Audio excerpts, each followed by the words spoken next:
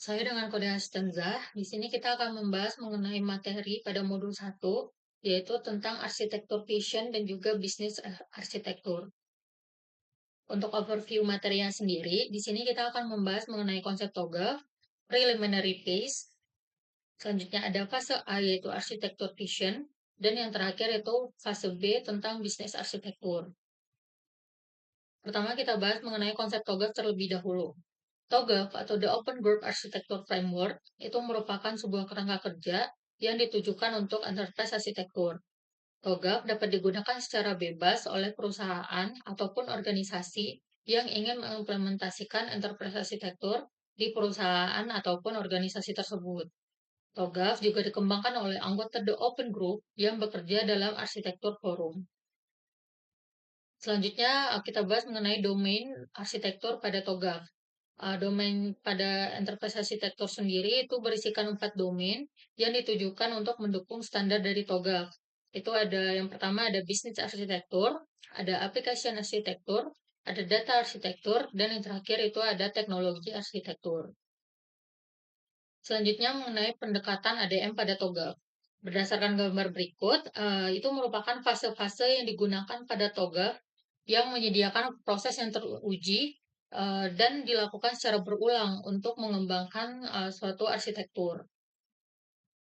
Selanjutnya itu ada artefak pada TOGAF. Berdasarkan gambar peta artefak TOGAF, itu untuk artefaknya terbagi dalam 3 kelompok. Yang pertama itu ada catalogs yang merupakan artefak yang berisikan daftar dari building blocks. Yang kedua itu ada matrix yang merupakan artefak yang menunjukkan hubungan antar building blocks. Dan yang terakhir itu ada diagram yang menunjukkan artefak yang berbentuk grafis atau gambar dari building blocks. Selanjutnya akan dijelaskan oleh asisten yang bertugas. Oke, baik. Saya dengan kode asisten praktikum D1R akan membahas tentang preliminary phase. Preliminary phase sendiri adalah aktivitas persiapan dan inisiasi yang dibutuhkan untuk membuat sebuah arsitektur capability, termasuk penyesuaian atau kustomisasi kerangka, kerja TOGAF, dan arsitektur prinsipal. Lalu preliminary phase sendiri memiliki output, yaitu berupa prinsipal katalog, yang berisi penjelasan prinsip-prinsip yang dibutuhkan perusahaan dalam menjalankan proses bisnisnya. Entitas metamodel prinsipal katalog terdiri dari name, statement, rationale, dan implication. Lalu selanjutnya ada phase A yaitu arsitektur vision. Arsitektur vision sendiri yang mana di dalamnya terdapat penjelasan mengenai pendefinisian ruang lingkup, pengidentifikasian stakeholder, pembuatan visi arsitektur hingga tahap persetujuan. Lalu arsitektur vision memiliki output. Nah, output yang pertama itu adalah metrik yang mana yaitu stakeholder map metric yang berfungsi untuk mengidentifikasi stakeholder untuk keterlibatan mereka terhadap arsitektur, lalu pengaruh terhadap keterlibatannya. Lalu selanjutnya ada diagram, di mana memiliki dua diagram, yaitu value chain diagram, suatu diagram untuk mengklasifikasikan, menganalisis, dan memahami aktivitas-aktivitas yang membentuk nilai suatu produk atau jasa. Lalu selanjutnya adalah solution concept diagram. Untuk solution concept diagram akan dijelaskan oleh Asprak selanjutnya. Baik, saya dengan kode asisten MBRR akan melanjutkan penjelasan mengenai solution konsep diagram. Solution konsep diagram ini merupakan penggambaran tingkat tinggi dari solusi yang diajukan untuk memenuhi kebutuhan atau masalah dan digunakan untuk berkomunikasi dengan pemangku kepentingan sebagai dasar pengembangan solusi selanjutnya. Untuk memberikan pemahaman yang lebih jelas, pada modul diperlukan studi kasus yang membahas perusahaan asuransi Arkisurance yang merupakan dia perusahaan independen. Namun seiring berjalannya waktu muncul berbagai permasalahan seperti munculnya pesaing dengan biaya lebih rendah di pasaran, namun tetap memerlukan biaya investasi TI baru yang signifikan agar tetap kompetitif. Nah, ini merupakan penggambaran solution konsep diagram pendekatan satu dengan kondisi existing, di mana mencerminkan kondisi saat ini di organisasi, di mana terdapat business function penanganan klaim yang di dalamnya terdapat serangkaian bisnis proses. Bisnis proses ini di-trigger dengan adanya bisnis event, yaitu ketika klaim diterima. Tiap bisnis proses memiliki application service untuk mendukung bisnis proses tersebut, yang di mana untuk application service didukung dengan adanya application komponen, dan untuk mendukung application komponen didukung dengan adanya device-device tertentu. Nah, ini merupakan solution konsep diagram pendekatan satu untuk kondisi targeting, di mana kondisi targeting ini merupakan kondisi yang akan dituju untuk menjawab permasalahan yang terjadi. Di mana terdapat beberapa perubahan yang disesuaikan, yaitu pertama ada pada bisnis proses, kemudian ada juga pada application service. Untuk perubahan yang signifikan dapat dilihat pada application komponen dan device, di mana sebelumnya itu terdapat dua application komponen mengenai administrasi kebijakan dan aplikasi keuangan, yang kemudian pada kondisi targetingnya dilakukan simplifikasi, yaitu menjadi suite back office Arkisurance yang didukung oleh dua device. Nah, berikut merupakan solution konsep diagram dengan pendekatan yang kedua, di mana untuk pendekatan kedua ini terdiri dari 4 layer. Layer yang pertama yaitu adalah channel yang mewakili berbagai cara di mana organisasi mengakses data atau disebut juga interface layer. Kemudian ada front office yang termasuk dalam sistem yang langsung terlibat dalam interaksi dengan pelanggan, serta mencakup bisnis proses layer. Kemudian ada middle office yang menjembatani antara front office dan back office. Kemudian ada back office yang terdiri dari sistem yang digunakan untuk fungsi internal organisasi. Nah, berikut ini merupakan penggambaran dari solution konsep diagram pendekatan 2 yang terdiri dari 4 channel seperti yang telah disebutkan sebelumnya. Nah, ada pula notasi-notasi yang umum digunakan untuk penggambaran solution konsep diagram dapat dilihat sebagai berikut. Baik, sekian yang dapat saya sampaikan. Untuk penjelasan lebih lanjut akan dilanjutkan oleh asisten yang bertugas. Baik, selanjutnya saya dengan kode asisten ITA akan melanjutkan materi mengenai arsitektur bisnis. Arsitektur bisnis merupakan fase kedua dalam TOGAF ADM yang menjelaskan tentang kebutuhan perusahaan dalam menjalankan fungsi bisnisnya untuk mencapai target yang diinginkan, termasuk bagaimana tujuan bisnis serta interaksinya antara satu sama lain. Dengan output bisnis arsitektur, goal objective requirement catalog, goal objective requirement diagram, business footprint diagram, aktor atau role matrix, dan gap analysis. Selanjutnya, ada Goal Objective Requirement Catalog. Katalog ini menjelaskan hubungan antara goal objektif dan requirement yang harus dipenuhi oleh perusahaan. Dalam Goal Objective Requirement Catalog, ketiga komponen memiliki hubungan yang saling berkaitan dalam perencanaan strategis.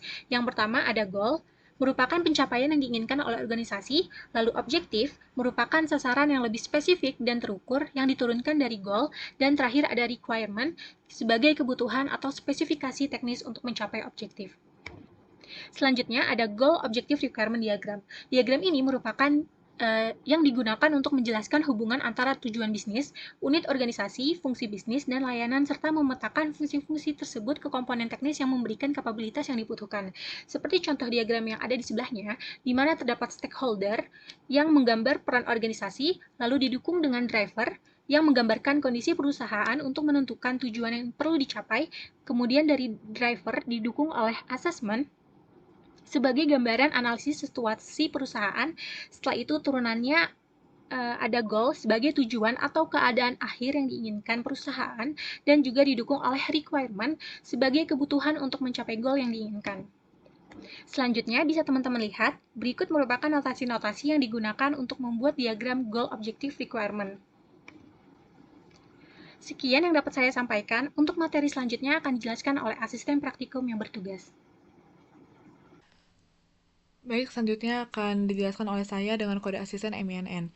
Business Footprint Diagram merupakan diagram yang menggambarkan hubungan antara tujuan, unit organisasi, fungsi bisnis, dan juga layanan, serta memetakan fungsi-fungsi tersebut ke komponen teknis yang dapat memberikan kemampuan yang dibutuhkan. Dari requirement yang telah digambarkan pada Goal Objective Requirement Diagram, dapat dipetakan Business Footprint Diagram sebagai berikut. Dimulai dari business event, yaitu klaim diterima, kemudian adanya business function menangani klaim yang berisikan 5 proses bisnis. Dimulai dari memperoleh informasi sampai dengan membayar klaim. Dari proses-proses tersebut dapat dipetakan application service yang dapat disediakan seperti memilih dokumen serta mencetak dokumen. Kemudian application service ini dapat direalisasi dengan 3 application komponen, yaitu sistem manajemen dokumen, sistem CRM umum, dan juga paket layanan back office Arsisurance. Dari 3 application komponen ini masing-masing dapat disupport oleh sistem software dan juga device. Kemudian berikut merupakan notasi-notasi yang digunakan di business footprint diagram. Ada requirement, business actor, business role, business collaboration, business interface, business process, business function, business interaction, business event, business service, business object, contract, representation, product, application service, application component, device, dan juga sistem software. Selanjutnya akan dijelaskan oleh asisten yang bertugas. Baik, perkenalkan saya dengan kode asisten SKUY. Di sini saya akan menjelaskan tentang aktor atau role matrix. Jadi di sini peran dan tanggung jawab dari masing-masing pemangku jabatan serta pihak-pihak yang terkait dalam menjalankan aktivitas bisnis perusahaan. Role-nya itu ada 4, ada RACI. Yang pertama ada responsible yang ditandai dengan huruf R, itu stakeholder yang melaksanakan tugas tersebut. Kemudian ada accountable yang ditandai dengan stakeholder yang bertanggung jawab atas keberhasilan tugas tersebut. Kemudian ada consulted yang ditandai dengan huruf C, itu stakeholder yang dimintai pendapat atas tugas tersebut. Kemudian inform Yang ditandai dengan huruf I itu stakeholder yang diberikan informasi atas tugas tersebut. Nah, dalam Raci Chart ini minimal satu pihak responsibel itu harus selalu ada dan wajib ada satu pihak yang akuntabel. Jadi bedanya apa? Jadi kalau misalkan responsibel itu boleh lebih dari satu di setiap proses bisnis, kemudian akuntabel itu hanya boleh satu saja di dalam satu proses bisnis. Lanjut. Gap analysis ini teknik yang digunakan dalam ADM untuk melakukan validasi terkait dengan pengembangan arsitektur.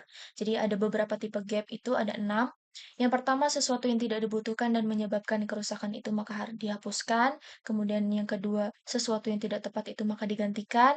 Dan sesuatu yang telah dimiliki itu maka tidak ada perubahan dan sesuatu yang menjadi bagian dari yang dibutuhkan maka perlu ditambahkan dan sesuatu yang berantakan itu maka perlu diredesain dan digantikan.